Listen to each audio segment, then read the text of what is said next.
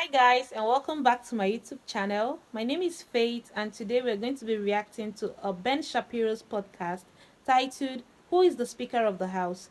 If you're new to my YouTube channel, you're highly welcome. Please do subscribe, give this video a massive thumbs up, comment, share and all that good stuff. And with all that being said, let's just dive right into this video. Well, good news, folks. The Republicans stopped kicking themselves in the balls long enough to name a Speaker of the House. So finally, some good news for Republicans. Apparently, Republicans, last night, they decided to stop kicking themselves directly in the nads, and instead, they decided to actually vote in favor of Mike Johnson. So Mike Johnson, somebody that I would say most of America had not heard of, like ever. He was only elected to Congress fairly recently. He hasn't been in Congress all that long. He is a congressman from Louisiana. According to Politico, his anonymity in Washington was the driving force in his election as Speaker because he hadn't made any enemies yet. He became the unlikely leader of an unruly group of House Republicans who will now rely on him to run their side of the Capitol. He was next to no one's first pick. But again, everybody else had a high profile, and that meant that he was the guy who kind of sneak in under the radar. Now Johnson must figure out how to achieve what McCarthy couldn't compromise that doesn't prompt a mutiny. Now, he's going to have an easier time with that. The reason he's going to have an easier time with that than McCarthy did is because he's not named Kevin McCarthy. Seriously, it's that simple. Matt Gaetz and a few of his crew decided they hated McCarthy. And so what that meant is that any compromise that McCarthy cut was going to be seen as treason by Gaetz and company and used as an excuse to get rid of McCarthy. Well, now Johnson is going to come in. He's going to do kind of exactly what McCarthy did because the incentive structure is precisely the same. So to take an example, McCarthy just cut a continuing resolution. He cut it with some Democrats. The reason he had to do that is because he had a better continuing resolution deal that was scuttled by Gaetz and company. Then, after McCarthy actually did the continuing resolution to fund the government, that's when he was ousted by Gaetz and company.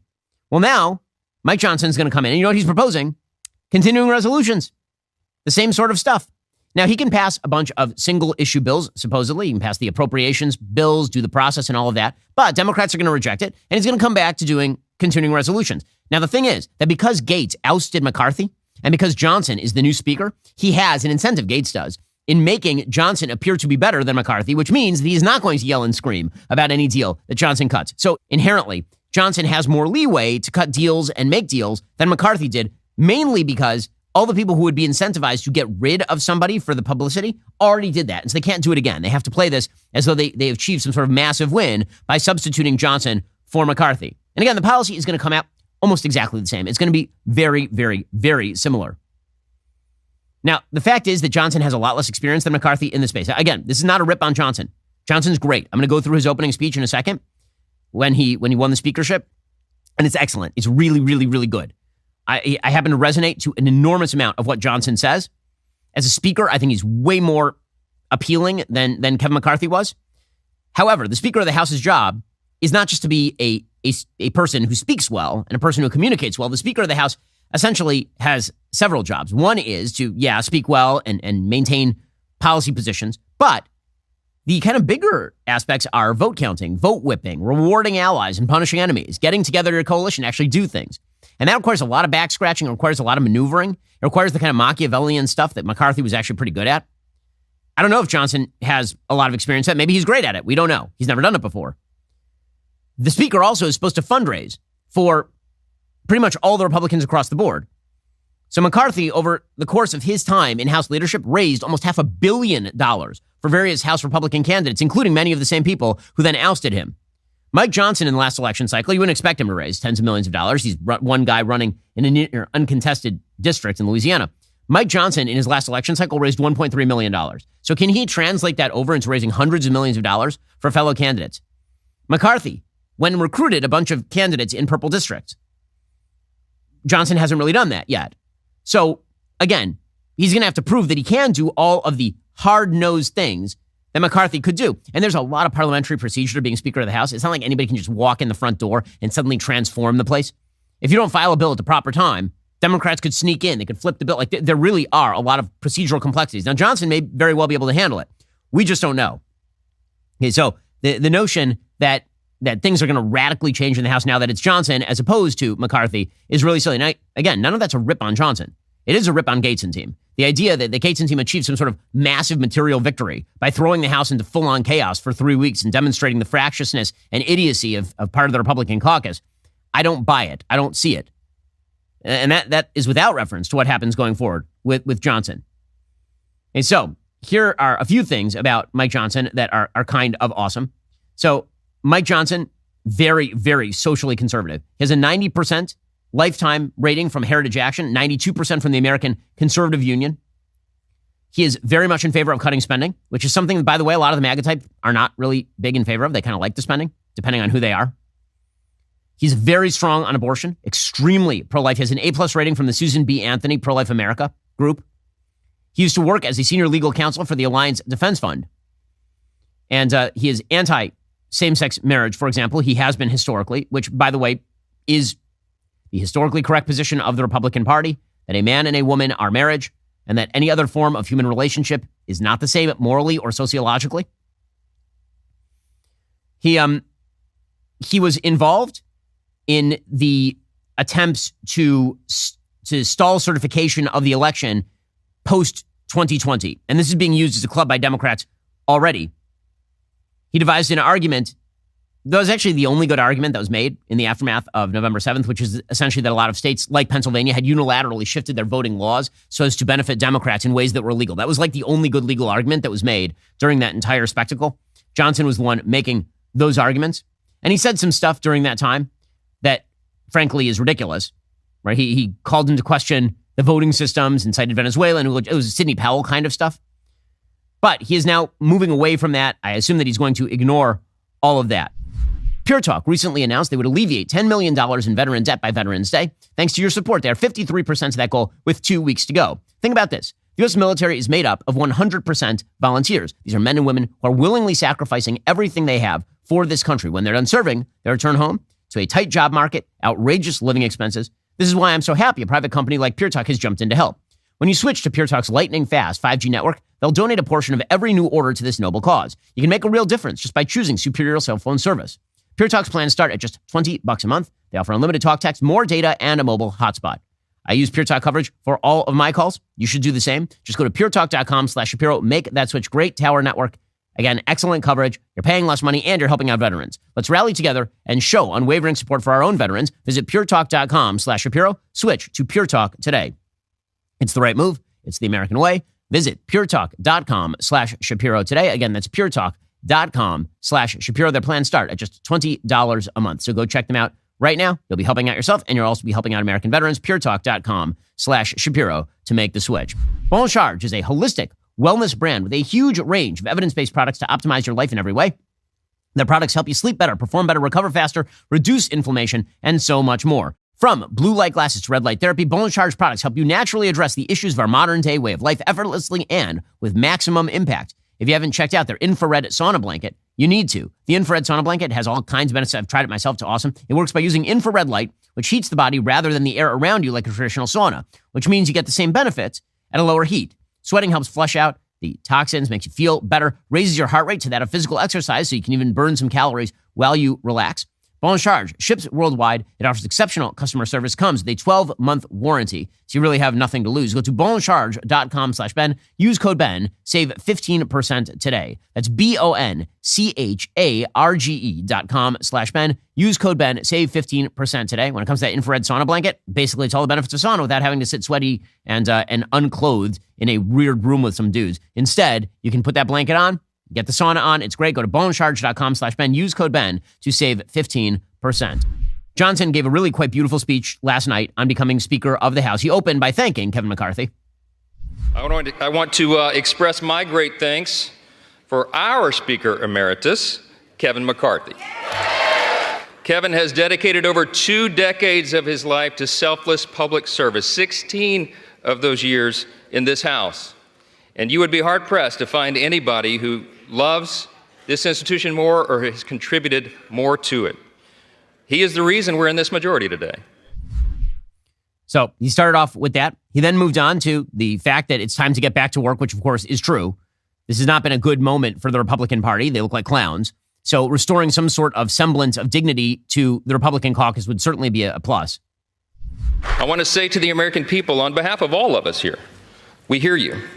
We know the challenges you're facing. We know that there's a lot going on in our country domestically and abroad, and we are ready to get to work again to solve those problems, and we will.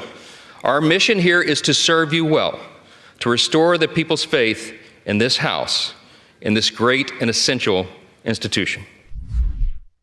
He continued along these lines. He said that the pride in the institution is in jeopardy, and it's time to restore that pride. That, of course, is true as well. And I think all of our parents are proud of what we're called to do here. I think all the American people at one time had great pride in this institution, but right now, that's in jeopardy. And we have a challenge before us right now to rebuild and restore that trust. Okay. He is, of course, right about that as well. Now, on principle, he's a very strong traditional conservative. He's pretty hawkish on foreign policy. He voted against some of the Ukraine appropriations bills. That would probably be the biggest distinction between him and McCarthy, is that McCarthy was pro-funding for Ukraine. And in the initial response, Mike Johnson was pro-funding of Ukraine. And then after we gave them like $100 billion, then he started to get skittish about it. And he suggested he is not in favor of that. But that's also where the Republican caucus is. The possibility of passing large-scale Ukraine funding on a standalone basis was a non-starter inside the caucus. Anyway, that's obviously the direction that the Republican Party has moved. So Mike Johnson, again, his speech last night was excellent. When he got to his principles, this is particularly good. So Mike Johnson ticked off a lot of the left last night when, before he assumed his speakership position, he actually knelt in prayer with a bunch of other members of the Republican caucus. And this, of course, is very bad. We're not supposed to do this. It's super offensive to, pay tribute to God after you achieve something of the magnitude of becoming Speaker of the House in the United States of America. That, of course, is deeply offensive, deeply problematic, clearly. I mean, being Rashida Tlaib and being an actual terror supporter, okay, according to Democrats. Kneeling for prayer on the floor of the House, that, of course, is a huge problem. You're allowed to kneel in kente cloth for George Floyd. You're just not allowed to do it for God without the kente cloth. In any case, Mike Johnson, he said last night that it's time to reject atheism and Marxism. In 1962, that our national motto, "In God We Trust," was adorned above this rostrum. And if you look at the little guide that they give tourists and constituents who come and visit the House, if you turn in there to about page 14 in the middle of that guide, it tells you the history of this. And it says very simply, these words were placed here above us. This motto was placed here as a rebuke of the Cold War era philosophy of the Soviet Union. That philosophy was Marxism and communism. So obviously, he is slapping at some members of the left. Then he listed what he called the 7 core principles of conservatism. These are pretty traditional. I think it's really quintessentially the core principles of our nation. I boil them down to individual freedom, limited government, the rule of law, peace through strength, fiscal responsibility, free markets, and human dignity. Those are the foundations that made us the extraordinary nation that we are. And you and I today are the stewards of those principles. Okay, that sounds pretty traditionally conservative to me. I mean, in there I heard, peace through strength, which is something that a lot of people are not big fans of these days. I heard fiscal responsibility, something a lot of people on the right are not big fans of these days. So again, the idea that he's some sort of like wild departure from traditional conservatism is ridiculous. It's ridiculous. He's a traditional conservative, which is good. A traditionally conservative Speaker of the House would be a very good thing. I hope that he pulls the levers in a more conservative direction than House leadership has been able to do. I also understand, as I've said, the incentive structure. And the incentive structure means he has a Democrat Senate, he has a Democrat President of the United States, and he has an extremely thin majority in the House. And all it takes is a few grandstanders to make it so that he has to cut a deal with Democrats again. In the initial run, I expect that he's going to get the support of many of the people who ousted McCarthy, so those aren't going to be the people who buck him. But as time progresses, he'll have the exact same incentive structure as everyone else. So was this like a big, giant win for the Republican Party? Again, really like Mike, like in a ton of ways, love Mike Johnson. Love him on foreign policy, love him on, again, across the board, excellent choice for Speaker of the House. Can he pull the levers in a sophisticated way? We have yet to see that. Was this like overall an amazing move for Republicans, like a much needed Let's hold our fire on that one. Was Matt Gaetz a strategic genius for throwing the House into complete chaos for a month to do this? No, he was not. And any attempts to retcon that are pretty ridiculous. Well, regardless of what the Democrats are saying, Johnson's first move was a good move. He announced last night that the very first move that he was going to make as Speaker of the House was to push a resolution to support Israel and then a bill to support Israel in its war against Hamas. Here is what he had to say. The first bill that I'm going to bring to this floor in just a little while will be in support of our dear friend Israel, and we're overdue in getting that done. We're going to show not only Israel, but the entire world that the barbarism of Hamas that we have all seen play out on our television screens is wretched and wrong, and we are going to stand for the good in that conflict.